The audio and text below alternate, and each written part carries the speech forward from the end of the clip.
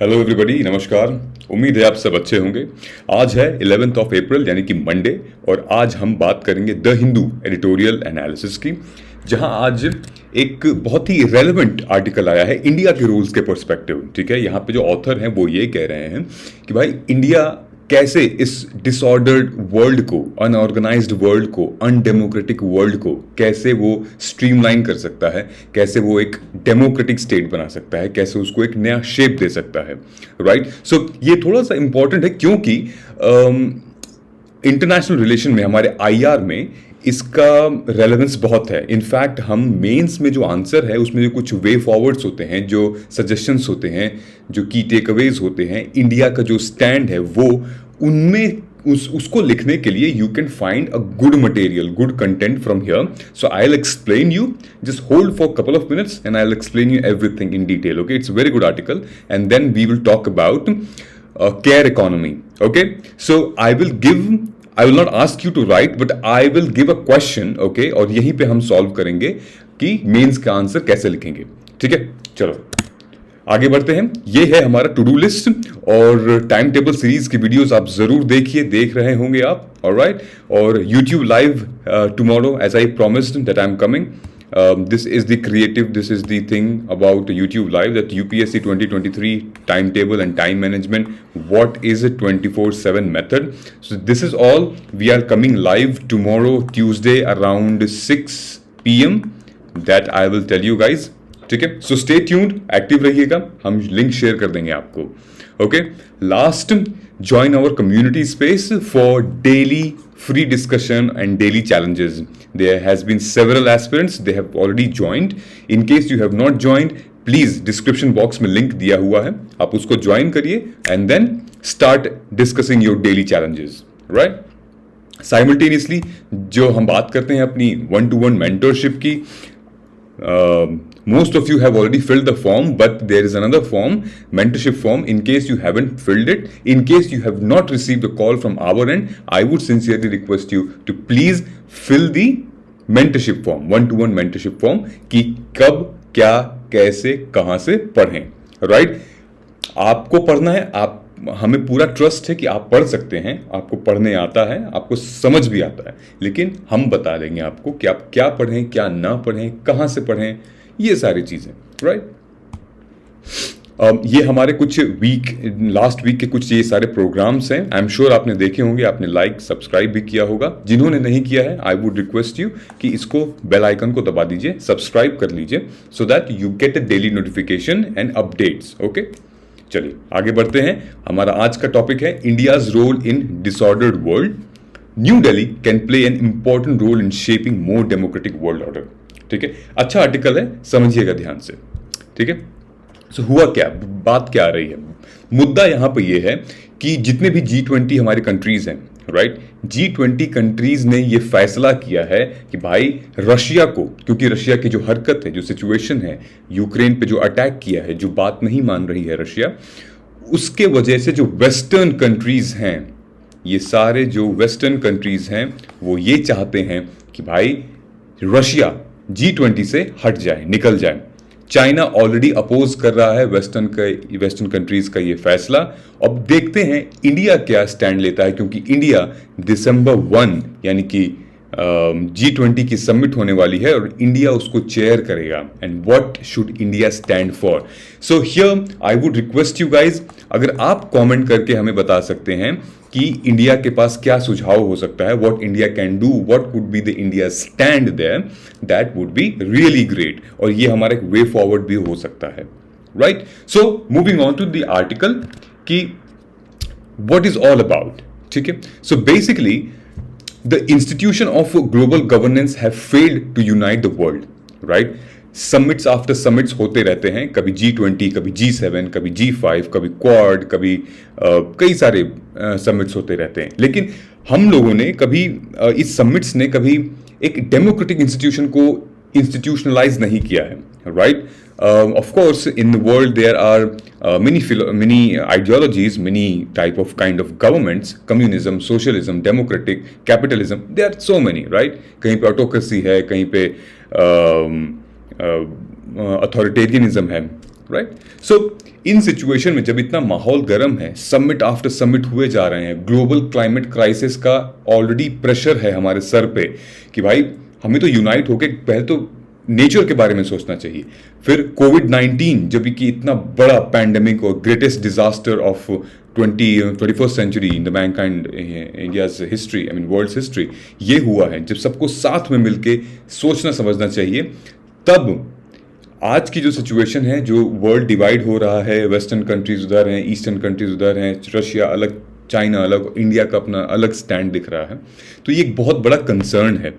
तो major countries क्या हैं? G20 की मेजर कंट्रीज ये इमेज में आपको दिख रही है, Canada, United States, Mexico, Brazil, Argentina, these are few, and ये सारे G20 के कंट्रीज हैं, right, and they are the main economy drivers, right, ये मेन ही कंट्रीज हैं बेसिकली। तो रेलेवेंट क्या होता है, इंपॉर्टेंट क्या है कि भाई हमें ये एड्रेस करना चाहिए बहुत सारी चीजें, जैसे कि वर्ल्ड ट्रेड ऑर्गेनाइजेशन है, ठीक है। World Trade Organization corona virus के टाइम पे ऑलरेडी वो एक इंटेंसिव केयर यूनिट में बैठ चुकी थी, राइट। वर्ल्ड डिवाइड हो चुका था अमीर और गरीब में, rich countries versus poor countries. Corona virus की जो वैक्सीन थी वो डिवाइड हो चुकी थी, but rich countries versus poor countries. Rich countries के पास इतना था कि वो अगले 6 महीने का स्टॉक रखे थे, पुअर कंट्रीज के पास इतना था कि वो अगले 6 महीने तक भी लगाएं वैक्सीन तो उनके लोग खत्म नहीं होंगे, मतलब कि जनता इतनी ज्यादा थी। So you understand the disparity, ठीक है। सो और उसी बीच में फरवरी में रशिया का यूक्रेन रशिया क्राइसिस आ गया, और रशिया क्राइसिस जब आ गया तो फिर जियोपॉलिटिकल स्ट्रैटेजी, जियोपॉलिटिकल कंसेंसस होने लगे, डिस्टर्बेंस होने लगी, ठीक है। So this seems to be the emerging with the fall of the Berlin Wall and the collapse of Soviet Union. ये बिल्कुल पुराने समय में हमें ले गया, हिस्ट्री में ले गया कि चीजें क्रोनोलॉजिकल ऑर्डर में होते आ रही हैं और एक वर्ल्ड एक बड़े डिजास्टर की तरफ जा रहा है, राइट। सो यहां पे क्या बात चल रही है? यहां बात चल रही है अनडेमोक्रेटिक आर्किटेक्चर की। So undemocratic architecture is like, you remember जब हिरोशिमा नागासाकी में बॉम्बिंग हुई थी, जब हिरोशिमा नागासाकी में बॉम्बिंग हुई थी, जापान के शहर में बॉम्बिंग हुई थी, कितने सारे सिविलियंस मारे गए थे, राइट। तो वहां पे ये इंश्योर करवाया गया कि भाई यूएस की विक्ट्री हुई है और जापान की हार हुई है, राइट। सो एक प्रेशर था, एक डिस्टर्बेंस थी कि कहीं कोई ऐसा अटैक ना आ जाए, कहीं कोई सेवरल मिलियन लोग इस मैसेकर में इन्वॉल्व ना हो जाए। तो इस वजह से कई सारी नई इंस्टीट्यूशंस फॉर्म हुई, जैसे कि क्या फॉर्म हुई थी? United nation and general agreement tariff and trade, ये आप गैट देख रहे हो, इसके बारे में आपको पता होगा। बहुत सारी इंपॉर्टेंट बॉडीज इसमें आएंगी, तो आप नोट करते रहिएगा, ओके। गैट बिल्ड हुआ, आप समझ रहे हैं गैट क्यों बिल्ड हुआ, right, to address the economic situation, to address the trade and agreements between bordering countries और neighboring countries, ठीक है, ताकि अच्छे से सामान का इंपोर्ट एक्सपोर्ट हो, कहीं पे कोई प्रॉब्लम ना आए।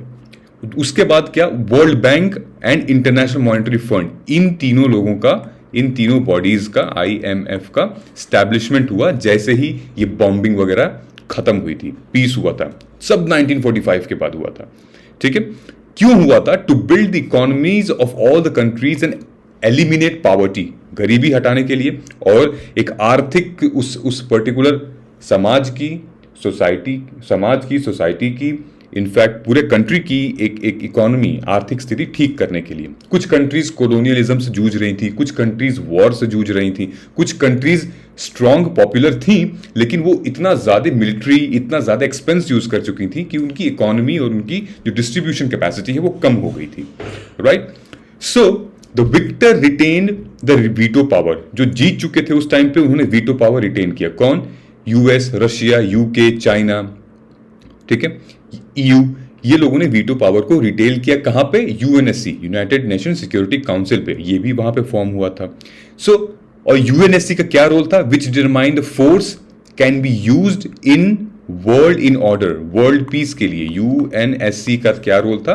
भाई वर्ल्ड पीस को, वर्ल्ड ऑर्डर को वो ड्राइव करे, peace, also to prevent proliferation of nuclear power outside the small circle, right. और इसी के साथ पे कुछ और ऑर्गेनाइजेशन भी फॉर्म हुई थी, राइट। सो क्या क्या आया था इन सारे डिस्टर्बेंस के बाद? GATT, World Bank, IMF, UNSC, इन सारी चीजों की स्थापना हुई थी वर्ल्ड लेवल पे, ठीक। सो अब हम इधर आते हैं।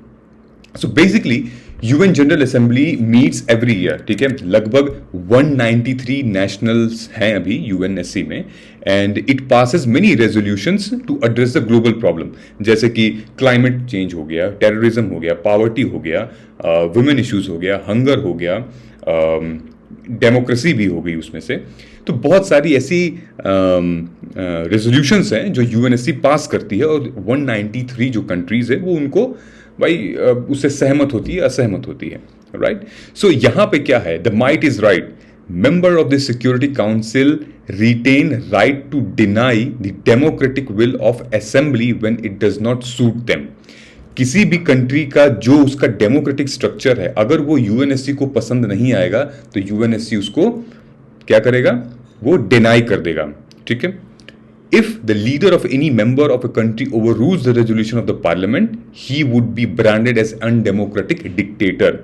In fact, अभी ये रशिया की सिचुएशन देख लीजिए, या फिर नॉर्थ कोरिया की सिचुएशन देख लीजिए, म्यांमार की सिचुएशन देख लीजिए, ये कुछ ऐसे कंट्रीज हैं, इनफैक्ट चाइना भी, पाकिस्तान भी, श्रीलंका भी अभी इस टाइम पे जो जूझ रहा है क्राइसिस से। सो ये कुछ ऐसे डिसऑर्डर्ड हो चुके हैं डेमोक्रेसी के against, they are non democratic countries almost, right, अभी जो करंट सिचुएशन है। So if any leader of a member country over rules resolution of its own parliament, जो भी उसके संसद का है वो उसकी जो, फॉर एग्जाम्पल इंडिया में पार्लियामेंट जो कह रहा है वो मोदी जी नहीं मान रहे हैं, ठीक है, तो वो क्या होगा कि भाई यूएन में भी उस लीडर की निंदा होगी, यूएन में भी उस लीडर को अनडेमोक्रेटिक डिक्टेटर माना जाएगा, ठीक है। Armed inventions and sanctions imposed on countries authorized by Security Council to restore democracy in other country make the mockery of global democracy, ठीक है। अब जब मोदी जी फॉर एग्जाम्पल नहीं मानेंगे अपने लोगों की बात, जनता की बात, लोकसभा राज्यसभा की बात नहीं मानेंगे, वो अपने ही डिक्टेटरशिप चलाएंगे, तो फिर क्या करना पड़ेगा, यूएनएससी को भाई जबरदस्ती इंपोज करना पड़ेगा, सैंक्शन, जबरदस्ती इंटरवेंशंस लगाने पड़ेंगे, कई सारी चीजें ऐसी करनी पड़ेंगी जहां पे भाई वो कंट्री को वो कंट्रोल कर सकें, और ये एक ग्लोबल डेमोक्रेसी का मजाक उड़ना होता है, राइट। तो स्टेप्स हैं ये सारे, समझ में आ गया आपको। वैसे ही हम बात करते हैं यूनाइटेड स्टेट्स की, ठीक है। United states, Japan, United kingdom, Italy, Canada, Germany, ये लोग 1976 में इन चीजों को देखते हुए G7 कंट्रीज का फॉर्मेशन करते हैं, ठीक है। समझ में आ रहा है ना क्रोनोलॉजिकल ऑर्डर, ये सारी चीजें। कोई भी चीज, कोई भी कमेटी फॉर्म किस लिए होती है, because in the past there has several damage has been done, कुछ डिसऑर्डर हुआ था, वो क्या डिसऑर्डर हुआ था वही आप समझ रहे हैं। सो G7 आई थी, G7 का क्या नाम था, क्या काम था, कि जो भी नॉन कम्युनिस्ट पावर हैं वो कहीं एक साथ मिलकर इकोनॉमी को रेगुलेट न करें। इस वजह से ये लोग कैपिटलिज्म और डेमोक्रेटिक कंट्रीज साथ में मिलके आए थे और G7 की स्थापना हुई थी। स्पेसिफिकली वो कंट्रीज जो कि इन्फ्लेशन से जूझ रही हैं और जिनका इन्फ्लेशन पे बहुत बड़ा फर्क पड़ता है, कौन सी, Organization of Petroleum Exporting Countries, oil embargo, ये कुछ ऐसी कंट्रीज हैं जिनको भाई इनके अगर अच्छी तरीके से नहीं रन करेंगी तो पूरे वर्ल्ड लेवल पे ऑयल का डिस्ट्रीब्यूशन पे अफेक्ट पड़ता है। तो बेसिकली यूरोपियन यूनियन इस 1977 में इसका पार्ट बना था, बाद में जाके फिर रशिया 1998 में पार्ट बना था, ठीक है। And its inclusion was meant as a signal of relation between east versus west, ठीक है। ये वेस्ट है और ये ईस्ट है, एक रिलेशन, एक संबंध की स्थापना करने के लिए किया गया था। लेकिन 2014 में जब रशिया ने क्रीमिया को एनेक्स किया था, तब रशिया को इसमें से निकालने का फैसला किया गया था, राइट। सो देयरफॉर बात यहां पे यहीं आके खत्म होती है कि अगर किसी चीज को एस्टैब्लिश करने के लिए कोई बॉडी बनाई जा रही है और उस बॉडी में जो जितने भी मेंबर्स हैं अगर उस बॉडी के प्रोटोकॉल्स को फॉलो नहीं कर रहे हैं, रूल्स रेगुलेशन प्रिंसिपल्स को फॉलो नहीं कर रहे हैं, तो उसको डिटैच किया जा सकता है, अलग किया जा सकता है, राइट। सो यहां बात आ रही है अब the rapid spread of global finance and trade after victory of Washington consensus 1991। क्या हुआ था भाई, एक इनस्टेबिलिटी क्रिएट हुई थी। Rapid spread of global finance and trade victory क्या 1991 में क्या हुआ था, एलपीजी रिफॉर्म्स इंडिया में भी आए थे, राइट। एक लिबरलाइजेशन, प्राइवेटाइजेशन और ग्लोबलाइजेशन की एक बड़ी मुहिम चली थी, ठीक है, जहां पे भाई डेवलपिंग कंट्रीज बहुत अपनी क्षमता को, मतलब जो कैपेसिटी है उसको आगे बढ़ा रहे थे, राइट। सो उस वजह से किसी किसी कंट्रीज में फाइनेंशियल क्राइसिस भी आए थे, और तब G20 फॉर्म हुई थी बाद में 1999 में G20 फॉर्म हुई थी, और उसका एम ही यही था to discuss policies in order to achieve national finance stability. याद आया? G20 का नेशनल जो मतलब कि कोर एम था वो ये था कि नेशनल फाइनेंशियल स्टेबिलिटी को मेंटेन करे, अकाउंटेबिलिटी उसकी रहे हर एक कंट्रीज की जो जो उसमें एस्टैब्लिश्ड है।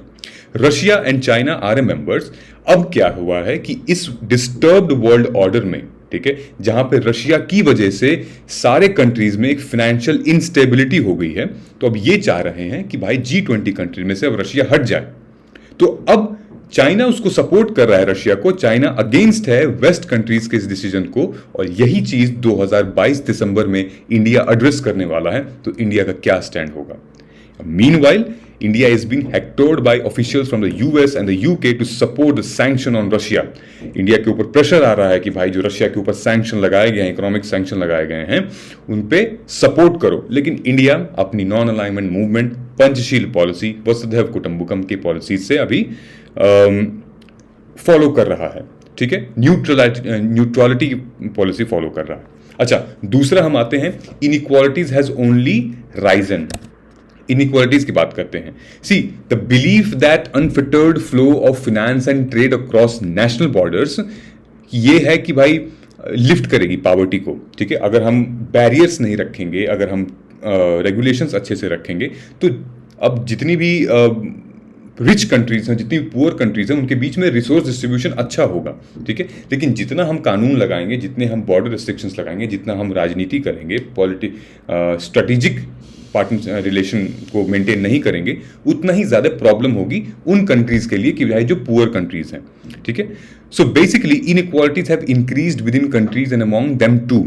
सिटीजंस आर एवरीवेयर, चाहे वो यूएस हो गया, चाहे वो यूके हो गया, सिटीजंस हर जगह भाई परेशान हैं किन चीजों से कि भाई ओवर कैपिटलाइजेशन हो रही है। जैसे कि यूएस में एक डिमांड है कि there is an increase for socialism, ठीक है, कि भाई आप सोशलिज्म बढ़ाओ एंड लेस अनबाउंडेड कैपिटलिज्म, ठीक है। So strong leaders who put the interest of their own countries first are gaining power through election, जैसे कि टर्की में, हंगरी में, पोलैंड में, रशिया में, एंड इवन इन इंडिया। और डोनाल्ड ट्रंप तो थे ही, राइट। ये लोग क्या कर रहे थे भाई?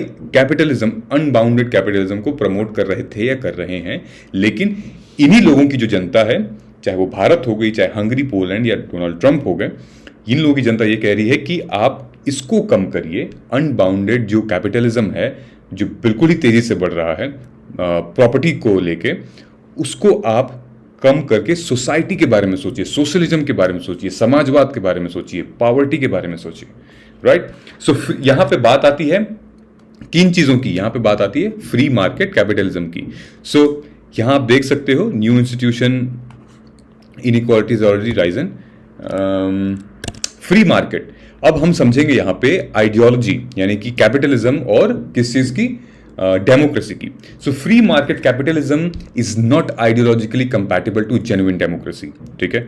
ये आपको याद आ रहा होगा कार्ल मार्क्स की थियरी, आपको याद आ रहा होगा कई सारे ऐसे पॉलिटिकल फिलोसोफर्स हैं जो कि कैपिटलिज्म के ऊपर बोले, चाहे न्यू कैपिटलिज्म हो गया, ठीक। सो free market is not ideological compatible for genuine democracy. Of course जब आपके पास फ्री मार्केट है तो फ्री मार्केट में क्या होगा? किसी के पास बहुत ज्यादा कैपिटल आ जाएगा, किसी के पास बहुत सारे हैव्स आ जाएंगे, ठीक है, जो कि एक प्रॉपर्टी का अक्यूमुलेशन हो जाएगा। और जिसके पास प्रॉपर्टी का अक्यूमुलेशन ज्यादा होगा, फिर उस कंट्री में डेमोक्रेसी नहीं मिल पाएगी। क्योंकि डेमोक्रेसी क्या है? डेमोक्रेसी हक के बारे में है, राइट के बारे में है, equal opportunity, equal rights, equal distribution of resources. लेकिन कैपिटलिज्म क्या है? प्रॉपर्टी के बारे में है, ठीक है, कितना वेल्थ जनरेट कर सको, कितनी प्रॉपर्टी बना सको, ठीक है, कितना कैपिटल खड़ा कर सको। So capitalist institution are governed by the fundamental principle of property rights. Understood? ये इंपॉर्टेंट है, इसको नोट करके रख लो। Capitalism institution are governed by fundamental principle of कौन से? Property rights. Decision rights in capitalist enterprise are allocated to proportion of property owned, ठीक है, ये प्रॉपर्टी ओन से रिलेटेड करता है। वेयर एज जो डेमोक्रेसी है, जेन्युइन डेमोक्रेसी है, are founded on the principle of equal human rights, ठीक है। इन मेनी वेस्टर्न कंट्रीज, जो इनफैक्ट यूएस में भी औरतों को वोट का अधिकार मर्दों के वोट के अधिकार के 100 साल बाद दिया गया था, राइट। हाँ, भारत में ऐसा नहीं था। भारत में आज़ादी के दिन महिलाओं को और पुरुषों को दोनों को अधिकार मिला था वोट करने का, लेकिन बहुत सारे ऐसे डेवलप्ड कंट्रीज हैं जहां पे वुमेन्स को, रेशियल माइनॉरिटीज को, उनको डी जोर इक्वल वोटिंग राइट्स नहीं मिले थे, ठीक है। इनफैक्ट किसी किसी डी फैक्टो, मतलब कि जो सामाजिक वाला मुद्दा है, रिकॉग्नाइज नहीं किया जा रहा ऑफिशियली, लेकिन हाँ सामाजिक मुद्दा है, वो भी नहीं दिया जा गया था इक्वालिटी और सोसाइटी के बेसिस पे। समझ में आइए ना। दूसरा पॉइंट आते हैं हम सोशल टेंशन कि भाई एक तो आपको ये समझ में आ गया कि वर्ल्ड जो डिसऑर्डर है उससे क्या हो रहा है, इनइक्वालिटीज जनरेट हो रही हैं, राइट। वो रीजन मैंने आपको बता दिया। अब सोशल टेंशन, सामाजिक चिंता भी टेंशन में आ रही है। क्या? See the rules of governance of capitalism and democratic institutions has always been in tension for societies, हमेशा से, ठीक है। कैपिटलिज्म वर्सेस डेमोक्रेटिज्म हमेशा से एक मुद्दा रहा है, right. So capital institution wants to be unfettered by democratic regulation to make it easier to do business. Capitalism कभी नहीं चाहती है कि वो डेमोक्रेसी उसके अंदर आए, क्योंकि डेमोक्रेसी क्या करती है, हर इंसान को एम्पावर करती है इक्वल राइट्स की, इक्वल प्रोटेक्शन की, सेम अधिकार की, ह्यूमन राइट्स की, ठीक है। और वही कैपिटलिज्म नहीं चाहती है हियर, क्योंकि वो बिजनेस नहीं करने देगी उसको अच्छे से, मार्केट नहीं कैप्चर कर पाएगी, ठीक है। क्यों? फॉर एग्जाम्पल यही आ गया ना, उसके पास लैंड बहुत ज्यादा हो जाएगा। और भारत में क्या हुआ था, सबसे आजादी से सबसे पहले ही पहला अमेंडमेंट लैंड से ऊपर ही था, लैंड रिफॉर्म के ही ऊपर था, ठीक है। So democratic institution wants to rein the competitive animal spirit, ठीक है, red in tooth and claw of capitalism to create a more compassionate capitalism. ये वर्ड याद रखिएगा, मोर कंपैशनेट कैपिटलिज्म, ठीक है। That improve the world for everyone, not only for financial investor. Compassionate capitalism जरूरी है। The simultaneous imposition of free markets and election in countries liberated from communism or socialism by the US has invariably increased inequality और increased social tension। कहाँ पे? Sectarian conflicts में, ठीक है। क्या example है हमारे सामने? इराक, अफगानिस्तान, रशिया, चीन।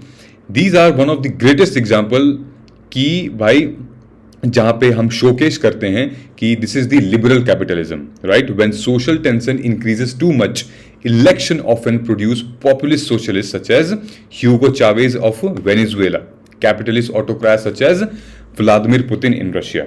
सो ये एक सबसे बड़ा एग्जाम्पल है कि जब एक कोई कैपिटलिस्ट कंट्री डेमोक्रेसी को अंदर नहीं आने देती है, सो कुछ ऐसा माहौल हो जाता है जैसा कि इराक में, अफगानिस्तान में, रशिया में, शीले में हुआ था, राइट। तीसरा, सोशल टेंशन, सामाजिक टेंशन तो रहती ही रहती है। अब तीसरा है redistribution of power. So redistribution is a de facto power with a society and must proceed the redistribution of a set of wealth, education and that are source of power. So basically हमारा India क्या है? India एक welfare state है, कल्याणकारी राज्य। जब कल्याणकारी राज्य, वेलफेयर स्टेट की डेफिनेशन क्या होती है कि भाई equal protection, equal distribution of laws, equal distribution of lands, equal distribution of all the rights, ठीक है। सो यहां पे पावर की बात हो रही है। पावर मतलब कि empower yourself, पावर मतलब you can make decisions, you can create decisions, you can make histories, right? You can implement some things. So source of power, those who have power will resist losing it. That is the natural order. Violent internal resolution and anti-colonial governments are the means of changing power equation. समझ में आ गई बात? दो ऐसे segments हैं जो कि power equation को चेंज करते हैं। पहला कौन है? इंटरनल रिवोल्यूशंस, ठीक है, जैसे कि यूक्रेन में हो रहा है अभी इंटरनल रिवोल्यूशन, जैसे कि म्यांमार में हो रहा है, जैसे कि अभी पाकिस्तान में हो सकता है, जैसे कि श्रीलंका में हो रहा है, इंटरनल रिवोल्यूशंस, ठीक है। And anti colonial movement, anti colonial movement जैसे कि भाई इंडिया था और मूवमेंट चल रही थी, are means to changing power equation as are armed wars even between rich countries and Europe. पहले भी फ्रेंच रिवोल्यूशन में ऐसा ही हुआ था। सो कहानी क्या है? कहानी ये है दोस्तों कि all violence must stop. To prevent violence it is essential that global governance जरूरी है, becomes genuine democratic. Global governance और जेन्युइन डेमोक्रेसी ये एस्टैब्लिश करना बहुत जरूरी है। Countries must not attack each other but they must give the freedom to evolve their own democracies, right, and own democracies and economies, हाँ एक दूसरे को डिक्टेट ना करें भाई, सपोर्ट करें, ठीक है, उनकी राज्य व्यवस्था, उनकी सामाजिक व्यवस्था को बढ़ाने में हेल्प करें, ना कि उन पे रूल करें, ना कि उन पे डिक्टेट करें, ना कि उनको ओवर पावर करें, ठीक है। So the hypocrisy of undemocratic global dictators using the financial power to impose sanction which are weapons of mass destruction that harms into civilians, ठीक है, to bring down their opponents must stop, ठीक है। Calling on democratic countries such as India to take their side must also end. So किसकी बात हो रही है यहाँ पे? यूएस की बात हो रही है, यहाँ पे वेस्ट की बात हो रही है, जहाँ पे आप एक हिपोक्रेटिक मूवमेंट को स्टैब्लिश करना चाहते हो, जहाँ पे आप ये कहना चाहते हो कि भाई हम फिनेंशियल इकोनॉमिक सैंक्शन इम्पोज कर रहे हैं, और फिनेंशियल पावर आप हो और इकोनॉमिक सैंक्शन हम इम्पोज कर रहे हैं, और आप चाहते हो कि भाई हम भी आपको सपोर्ट करें। So this is not ideal, this is not right, there has to be a different end. आप डेमोक्रेटिक वे से जाइए, आप डेमोक्रेटिक जरिया रास्ता पकड़िए, राइट। सो 2 क्वेश्चंस मैंने आपको दिए हैं इससे रिलेटेड, आप कमेंट करके बताइएगा। ये आयरॉनिकली अलग है क्वेश्चन जो आज मैं अभी डेमोक्रेसी के बारे में बताया हूं, वहीं विंस्टन चर्चिल ने क्या कहा था? It has been said that democracy is the worst form of government except all others that have been tried. ये विंस्टन चर्चिल ने कहा था, ठीक है। तो आप खुद समझ सकते हैं कि तो क्या इसको आप क्या कर सकते हो, एग्जामिन कर सकते हो, ठीक है। Plutocracy is an antithesis of democracy, ये भी आप बता सकते हैं। These are few amazing questions of GS2, ethics में भी आ सकता है आपके। अगले आर्टिकल पे चलते हैं, ये है getting serious about supporting the care economy. फर्ज करिए कि आप पे मेंस एग्जाम में ये क्वेश्चन आ जाता है, why India must recognise and invest in care work. ये एग्जाम में क्वेश्चन अगर आ जाता है, so how will you write the answer. ये पूरा का पूरा जो आर्टिकल है वो आपको गाइड करेगा how will you right and what you should not right, ठीक है। तो सबसे पहली बात हम क्या करते हैं कि India must recognise and invest in care work. So we will define what is care work, okay. Care economy क्या होती है, केयर वर्क क्या होता है, ये हम डिफाइन करेंगे अपने मेंस के आंसर में, राइट। उसके बाद हम कुछ फैक्ट्स बताएंगे, जैसे कि greater investment in care services can create additional jobs. कितनी सारी जॉब्स बना सकती है, किसके लिए? विमेन के लिए। किसके लिए? जो इनफॉर्मल वर्कर्स हैं उनको फॉर्मल सेगमेंट में तब्दील करने के लिए, उनके लिए 300 मिलियन वर्कर्स को जॉब मिल सकती है इस सिचुएशन में। इनफैक्ट हमारा जो SDG गोल 8 है, क्या है? Which is to promote sustained, inclusive and sustainable economy growth and fulfil employment and decent work for all. ये आ सकता है, राइट। ये आपका एक बॉडी हो जाएगी, मतलब मेंस इंट्रोडक्शन हो जाएगा। अब हम अंदर क्या आएंगे? अंदर यहाँ पे यही लिखेंगे। सबसे पहले तो हम जब केयर इकोनॉमी की बात कर रहे हैं तो ऑफ कोर्स विमेंस का पार्टिसिपेशन आएगा ही आएगा, right. So still unseen by policy, ये कहा जाता है कि भाई पेड या अनपेड वर्कर्स, ठीक है। सी वेदर पेड और अनपेड, डायरेक्ट और इनडायरेक्ट, केयर इकोनॉमी जो है वो वाइटल है हमारे ह्यूमन के वेलबींग के लिए, हमारी इकोनॉमी के लिए बहुत वाइटल है, राइट। क्यों वाइटल है? बिकॉज सी अनपेड जो अनपेड केयर वर्कर हैं, they are linked to labour market inequalities, right. Labour market जैसे कि मैन्युफैक्चरिंग फील्ड में, इंडस्ट्री फील्ड में, इन सब में लेबर मार्केट इनइक्वालिटीज में वो आते हैं। Yet it has yet to receive adequate attention in policy formulation, ठीक। जैसे कि सोशल सिक्योरिटी हो गई, जैसे कि लेबर लॉ से रिलेटेड हो गए, अभी भी उनके पास कोई ठोस नहीं है मुद्दा।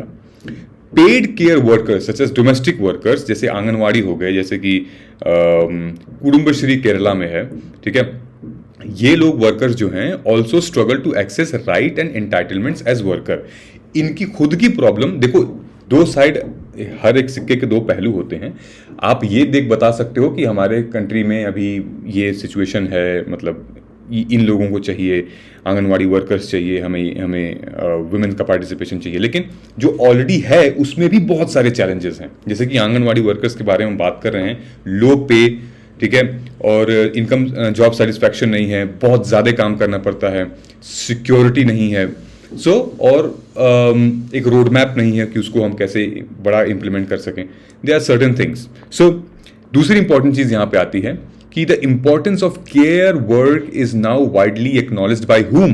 बाय इंटरनेशनल लेबर ऑर्गेनाइजेशन, ठीक है। और इन लोगों ने कमिटमेंट भी दी थी, इनफैक्ट SDG गोल्स की तरफ से भी कमिटमेंट आई थी कि भाई demand for care services has skyrocketed, ठीक है।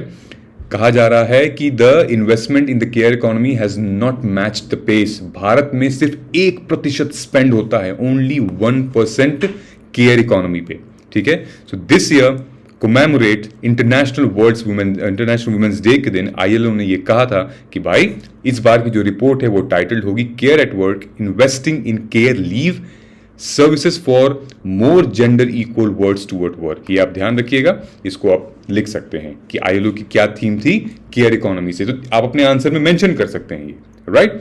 सो ILO is the only tripartite UN agency which brings together government employers and workers of 187 countries member state क्या to set the labor standard, to develop the policies, to devise program and promote them, ठीक है। ये सारे हैं। अब जो benefits हैं आप बता सकते हो, मैटरनिटी बेनिफिट से रिलेटेड जो अभी एक्ट पास हुआ था 2017 में, ये सारी चीजें आप मेंशन कर सकते हो। इनफैक्ट ये भी कर सकते हो कि भाई भारत उन कुछ कंट्रीज में से है जिन्होंने मैटरनिटी लीव को 26 वीक्स दिया है, जो कि बहुत कम कंट्रीज ऐसा करती हैं। इनफैक्ट आईएलओ में भी, इंटरनेशनल लेबर ऑर्गेनाइजेशन में भी 14 वीक एग्जिस्ट करते हैं 120 कंट्रीज में। सो एक अच्छी बात है, ठीक है।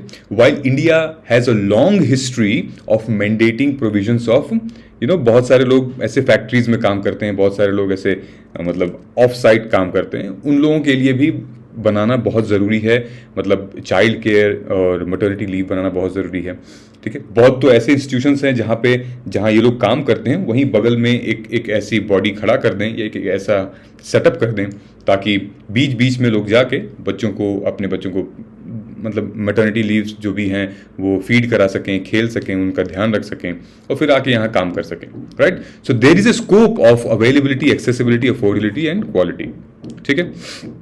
बाकी जैसे वुमेन से रिलेटेड कुछ मुद्दे आए थे, जैसे कि sexual harassment at work place prohibition, Vishakha guidelines के थे, सस्टेनेबल डेवलपमेंट गोल्स थे।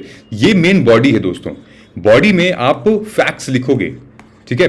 फैक्ट्स क्या क्या फैक्ट्स, जो भी एक तो गवर्नमेंट ने किया है, जो इंटरनेशनल ऑर्गेनाइजेशन ने भी किया है, ठीक है, वो, और उसको सब्सटैंशिएट करोगे आप, ठीक है। जैसे कि ये sexual harassment of prohibition work place, इसको आप जजमेंट के थ्रू सब्सटैंशिएट कर दिए, right. Last but not the least हम आएंगे किस पे, अपने वे फॉरवर्ड पे या हमें की टेक अवेज पे। तो यहाँ पे यही बताया जा रहा है कि भाई भारत में 1% जो है जीडीपी वो खर्च की जा रही है सिर्फ और सिर्फ केयर इकोनॉमी पे, जो कि बहुत कम है, ठीक है। और अगर इसको हम बढ़ा देंगे तो बहुत सारे बेनिफिट निकल के आ जाएंगे, ओवरऑल इकोनॉमी हमारी ठीक हो जाएगी। वुमेन्स को जो कि रिकॉग्नाइज नहीं किया जाता है कि भाई वो लेबर पार्टिसिपेशन में काम करती हैं, हाउस होल्ड एक्टिविटीज उनको रिकॉग्निशन मिलने लगेगी, right. In consultation with employers and workers organisation and the relevant stakeholder, the government needs a conceptualised strategy action plan to improve care politics and care policies and care services provisions, decent working condition, ठीक है। तो ILO ने propose किया था 5R framework. अब ये 5R framework क्या था? That is recognition, reduction, redistribution of unpaired workers and promotes rewarding care and representation. इतना ये जो पूरी लाइन है उसको चिपका लेना, बहुत इंटरेस्टिंग लाइन है। वे फॉरवर्ड में और की टेक अवेज में आप लिख सकते हो, मजा आ सकता है, ठीक है। 5Rs, और वो क्या है? Rewarding care with more decent work, enabling their representation in social dialogue, और फिर responsibility and public good, right? So therefore a human-centric and inclusive recovery from COVID-19 pandemic that benefits worker, employer, the government requires a more significant investment चाहिए, commitment चाहिए, support चाहिए, accountability चाहिए, और ये care economy अपने आप बढ़ जाएगी, right? So अच्छा था ये इसका क्वेश्चन, अच्छा था, अच्छा आर्टिकल था, and then you can pull out some mens ingredients from it, ठीक है। Building infrastructure and services including primary education, maternity, disability, sickness benefit, long term care, ये सारे ऐसे सेगमेंट्स हैं जहाँ पे हमें केयर इकोनॉमी चाहिए, जहाँ पे केयर वर्क चाहिए, और जॉब्स भी बहुत मिल जाएंगे यार इससे, ठीक है। सो उम्मीद है दोस्तों आपको ये सारी चीज़ें समझ में आई होंगी। इन case still you have doubt, हमारे कम्युनिटी स्पेस पे आइए, लिंक डिस्क्रिप्शन बॉक्स में दिया है, वहां पे आप क्वेश्चंस पूछ सकते हैं, मेंस आंसर लिख के वहां पोस्ट कर सकते हैं, स्क्रीन अटैच करके, अपनी फॉर्म अटैच करके हम रिव्यू कर लेंगे, okay. So in case still you have problem, so reach out to us in our community tab and comment नीचे, हम डिस्कस करेंगे। And please do not forget to like, share and subscribe. I shall see you in tomorrow. तब तक मिलते हैं। जय हिंद।